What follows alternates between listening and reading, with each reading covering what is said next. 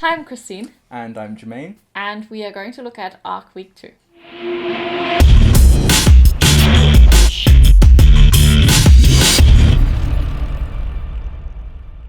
The first boats have arrived in St. Lucia, with Banzai taking the line honours, and the Kid in the racing division arriving just 1 hour 40 minutes afterwards. So, as more and more boats are arriving in the cruising and the racing division, there will be changes to the leaderboards. So, one, in the cruising divisions, they need to log their engine hours they used up, and two, also the handicaps of the cruising division have not been taken into account yet, so there the ranking might change. So the overall winner might be Banzai, might be someone else. However, it was a really great achievement for both of the boats, especially considering the short-handed fact. Yeah, JP54 the Kid was sailed double-handed, and Banzai, I believe, was sailed with a crew of 6. So a huge achievement to cross an ocean in 10 days at that kind of speed.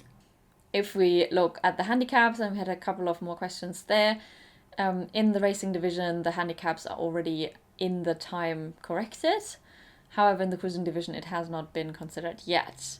So a boat like Escapado, for instance, with 1.040 handicap, if it took 1,000 minutes to do the race, which of course it never would, then their effective finish time would be 1,040 minutes, whereas a boat like Rainmaker, who has a handicap of 0.997, their equivalent time if they spent 1,000 minutes racing would be 997 minutes. And that kind of gives you an indication of how these handicaps are applied. They're correction factors based on time. So, also looking at the Kid who was doing it double handed, we had a question if Escapado, for example, who has 9 people on board, has a disadvantage compared to other boats, because obviously with 9 people on board, there's also more weight on board. And yes, weight is definitely a consideration, especially in the beginning when you also have like hundreds of liters of water on board and food, which goes down over the weeks while you're consuming it. So your boat generally gets lighter. But also, I think one important consideration to make is how experienced your crew is and how tired your crew is. The Arc is not your typical 4 day race where you might be able to cope with a lot less sleep. It's a marathon if you want. So it's a long time to go across the Atlantic. And you will get tired, like watches with like 4 hours on or 6 hours on and 4 or respectively 6 hours off. Um, that is not a lot of time to rest. So it might be beneficial to have like one more person on board, which is more rested, and you have more time to also prepare food and do maintenance on the boat if anything needs to be done there. So there's always a trade off between how many people you take on board in terms of weight, but also in terms of experience, rest, and hands in general.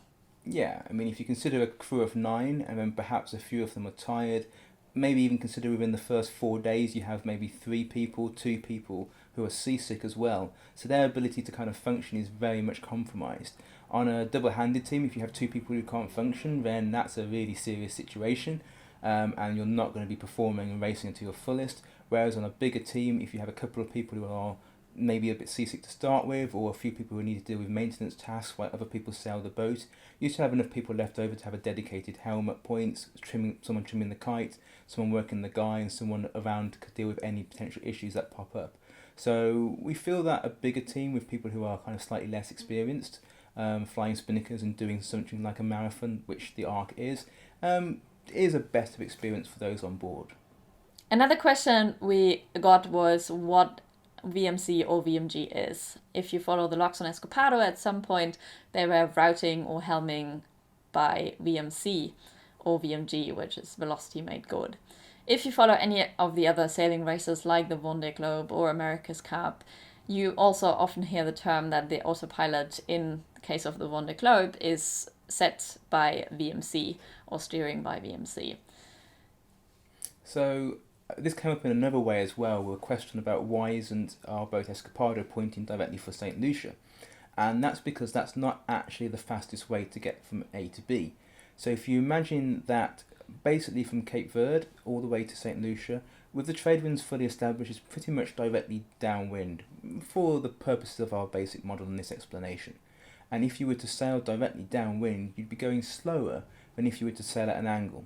So travelling directly downwind generally is slower when travelling more on a beam reach or slightly in between dead downwind and a beam reach. So the question then is, how do you work out which way is faster, or whether it's better to point 5 degrees towards target or 5 degrees away from your target and perhaps go a little bit faster. Now, the computer system on board Escapado, for instance, and many of the other yachts who are doing ARC will actually tell you what your VMC or VMG is in real time. So you can literally make those slight corrections of 5 to 10 degrees and just see what your VMC or VMG reads out at. And when you're sailing in that mode, you're generally just trying to maximize that. So you'll be able to tell, okay, I'm not necessarily moving in exactly the right direction, but I am going as fast as possible towards my target. However, there's probably one situation where you don't want to steer by VMC, and that is if you're heading into an area of low wind or in an area where there's a storm which you want to avoid.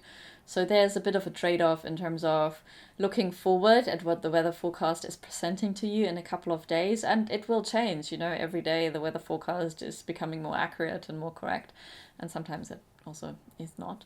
But you work with the best thing that you've got. If you know that there is a hole in your VMC route, then maybe it is more advantage to go a different way to avoid this hole in a few days. Yeah, there was a point a few days ago when Escapado started heading directly south, so their VMC towards St. Lucia would have been absolutely nothing, would be zero. But then once they turned, then their speed against boats that were nearby them when they were in slightly better winds actually increased significantly. So it kind of paid off to sacrifice a bit of speed in that moment and go for a faster speed later on in the race. Okay, let's look at the leaderboard and see where everyone is. We're focusing on the racing division as previously mentioned because that's the easiest one to compare when we know that none of the boats have used their engines. Looking at the leaderboard from 8 p.m. tonight, we see in the racing divisions 3 boats have already arrived. Vitaly, the Kid, Songbird of London and Cassiopeia 68. Interestingly enough though, Rainmaker and Escapado are still fighting a battle against each other, but also against the boats which have already arrived. Yeah, the timing between Escapado and Songbird of London, for instance, we can see there's only a couple of hours separating the two of them. So there's still all to play for there. If Escapado hits a light patch, they could easily drop back and out of the rankings and out of the medals. Looking at the boats which have already arrived, there's Cassiopeia, who actually arrived second on the 7th of December. However, given their handicap of 1.450, their corrected time elapsed is actually quite a bit. And we don't estimate Rainmaker or Escapado coming a lot later than that. So this will probably be still the case that Cassiopeia finishes last. So if we're looking at the past week, so this was basically when the 3 of them were quite close together and they started to hit like quite patchy areas. So you have a lot of different speeds. So at this point they were still 7.6. At some points they were like in the 8 knots and mid 8 knots. But then as the day progressed and they were actually quite stuck in this windless area, they dropped down to somewhat like 1.2 knots at one point, which obviously is not super great. Yeah, I think there was issues here in terms of having squalls, so having a little bit too much wind coming from various different angles, and therefore not really being able to alter course and change direction to avoid the wind hole ahead effectively. So at this point, Escapado and Rainmaker actually start to go further south. That is what Jamin mentioned earlier, to avoid a big hole which was coming their way. So they were trying to go a bit further south to take more wind and get a bit more push there. No point sailing further into a hole when you can avoid it. And then it was a couple of rough days. So the speeds were not great, around 3 knots, 4 knots, 5 knots. It was quite hard to watch from our backseat sailing perspective. Yeah. And then over the last couple of days, it kind of like, it was still patchy, but then it stabilized and they were also pointing into the right direction again. And then we can see 7th of December, Cassiopeia arriving, followed by Songbird of London, who arrived at around the 8th of December. And Escapado and Rainmaker are actually quite close together, and every time you get an update on the leaderboards and an update on their speeds, it's kind of like sometimes one of them is a bit faster, sometimes the other one is a bit faster. So, which means they have quite similar conditions and have also similar ideas on strategy and routing. So yeah, it will be interesting to see how that develops. Rainmaker going for a bit further southern course there, while Escapado is trying to stay on the rum line. And then if we look at today, what we basically can see is that we have quite stable-ish winds. Not a lot of wind, to be fair. It's probably around 10 knots where they are. Rainmaker benefiting maybe a bit more from like the higher wind areas. If you look here at the light green and yellowish part, and here we have still a lot of blue in here, which means that the wind there is not as great yet. So speed-wise, Escapado is 0.2 knots faster than Rainmaker at the minute. So it will be quite interesting to watch. If you consider handicap as well, 0.2 knots still means that Rainmaker is just ever so slightly ahead on handicap in terms of speed. We need to be doing, I estimate, roughly about 0.3 knots better than Rainmaker to be equaling them after the handicap's taken into account. So if you look at the leaderboards, we can see that Rainmaker and Escapado are about 12 hours apart from each other, considering the correct time. So this is going to be interesting because there's not a lot of days left in the race. No, making up 12 hours in the next kind of one and a bit isn't impossible, but it is kind of unrealistic. I mean, you look at kind of a gear failure on Rainmaker for that to happen. Obviously, no one's wishing that at all. So it looks like we're going to likely end up in third position overall, and Rainmaker's going to take a very well-deserved second position. We still have to take into consideration Songbird of London, though, because they're only 2 hours behind us at the moment. So yeah, so if we hit a light patch for, say, 2 hours, then that can easily throw us off. So it's not in the bag yet. There's still a day and a bit to go on this one, and nothing should be taken for granted. But to be honest, it is a race, it is a competition, and also this makes it a lot more interesting. So yeah, in the next couple of days, it is less about avoiding areas with low wind, but it is more about finding the right angle to the wind to maximize your speed. So there's nothing particularly bad or strange like coming up. The wind seems to be relatively nice with around 13-15 knots. So ideal Spinnaker flying weather.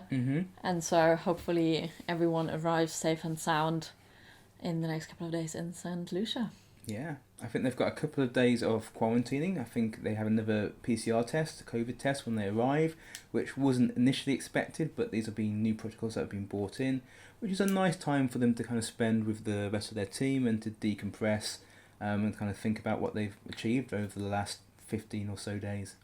But given the situation on the boat, and also given that they've been at sea for like a long time, I think everyone is looking forward to some Caribbean beverage and some nice dinner.